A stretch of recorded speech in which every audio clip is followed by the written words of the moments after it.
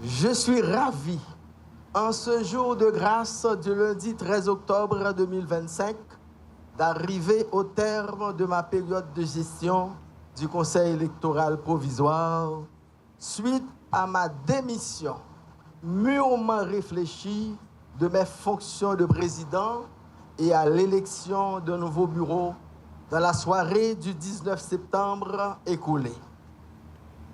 Je n'ai pas démissionné devant les difficultés qui entourent le processus électoral dans ce contexte particulier et hautement sensible. Je reste jusqu'ici membre du Conseil électoral fermement attaché aux valeurs et principes indispensables à l'organisation d'élections crédibles dans notre pays affligé par tant de crises. D'emblée, je dirais que le sens de dignité de chaque membre du Conseil est le premier pas vers la crédibilité des prochaines élections dans le pays.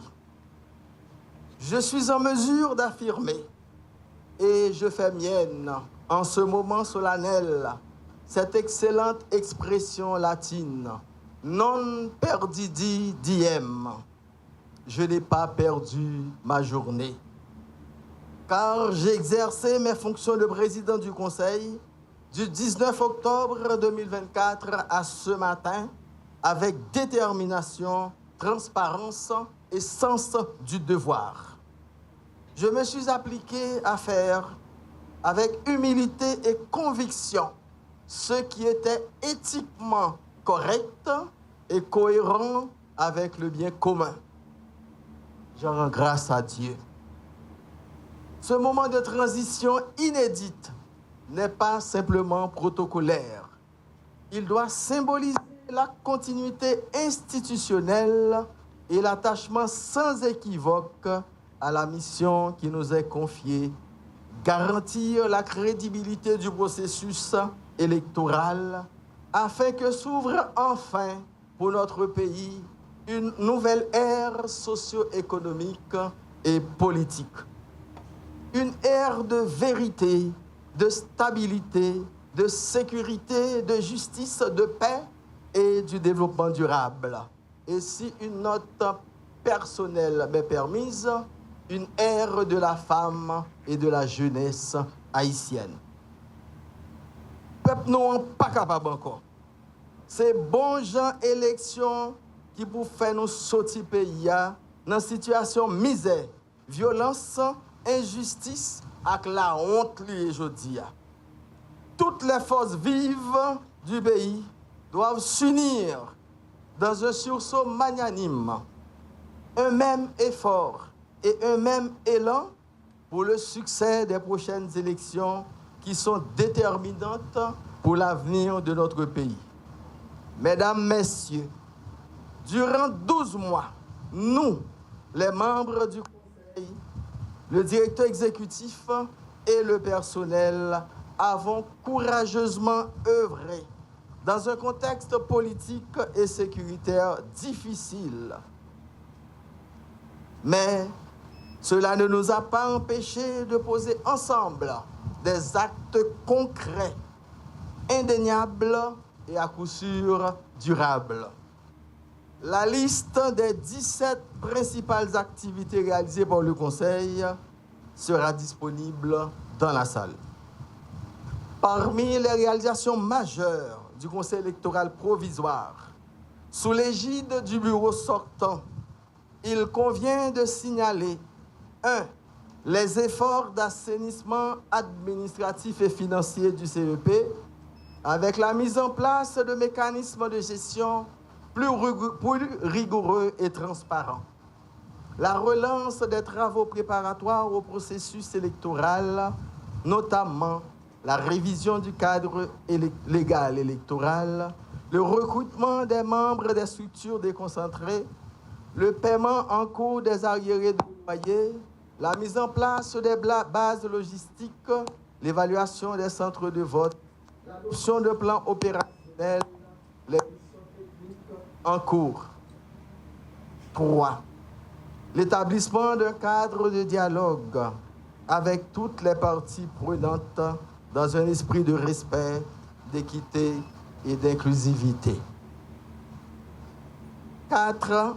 La signature d'un accord historique avec l'Université d'État d'Haïti pour la création d'une chaire électorale, programme d'administration et système électoral en Haïti, une grande première. 5. La relance du bulletin institutionnel, courrier électoral, outil d'information et de transparence sur les avancées significatives du processus électoral. Enfin, la valorisation du personnel électoral dans un environnement de travail serein et plus structuré. Nous pouvons être fiers du travail que nous avons accompli ensemble à 9 membres du bureau, membres du conseil, cadres et employés de l'institution électorale. Les avancées surmentionnées, bien que modestes au regard de l'ampleur et de la complexité de la tâche, ont permis de poser des fondations solides pour l'organisation des élections. Aujourd'hui, je passe les pouvoirs à un nouveau bureau dirigé par mon collègue Jacques Desrosiers à titre de président. Je souhaite ardemment que sous sa houlette, le CEP poursuive avec lucidité, dignité, impartialité, indépendance et patriotisme la noble mission qui lui est dévolue. Monsieur le Président, Messieurs les membres du nouveau bureau, ne perdons pas de vue que les conditions de vie dans notre pays sont insupportables. Et pour reprendre le dernier paragraphe du préambule de la résolution 2793, adoptée par le Conseil de sécurité le 30 septembre écoulé, la situation en Haïti continue de menacer la paix et la sécurité internationale et la stabilité de la région. Hélas, le moins que nous puissions reconnaître, c'est que chez nous, des familles entières, des communautés entières sont plongées dans le deuil, la pauvreté, l'inquiétude grandissante, voire un profond désespoir. Gardons-nous d'ajouter aux crises actuelles du pays. Gardons-nous d'ajouter aux crises actuelles du pays. N'ajoutons pas de souffrance à la souffrance de notre peuple. N'ajoutons pas de souffrance à la souffrance de notre peuple. Je vous assure, chers collègues, chers amis du bureau, que vous pouvez compter sur ma collaboration agissante en qualité de membre du Conseil pour mener à bien notre mission commune et resserrer des relations de confiance avec toutes les parties prenantes. Je vous souhaite sagesse et discernement dans cette noble et délicate responsabilité au sein du Conseil électoral provisoire et au service de notre patrie commune. Monsieur le Président, à chaque pas, à chaque geste, regardez attentivement ce que vous faites. À chaque décision, surtout dans votre rôle d'ordonnateur et de personne responsable des marchés, regardez attentivement ce que vous faites. Monsieur le Président, Messieurs les membres du bureau, nous devons faire preuve de beaucoup d'abnégation et de sens de service public si nous voulons être utiles à notre pays dans le contexte politique et institutionnel d'aujourd'hui. La question électorale est un enjeu vital. Le rôle du Conseil électoral est déterminant, car il ne peut y avoir de redressement de notre pays sans l'organisation d'élections crédibles et acceptables dans un environnement politique et sécuritaire propice. Je vous adresse bien sincèrement, mes chers collègues du bureau, mes meilleurs vœux de succès dans la conduite de nos travaux. Mesdames, Messieurs, chers amis,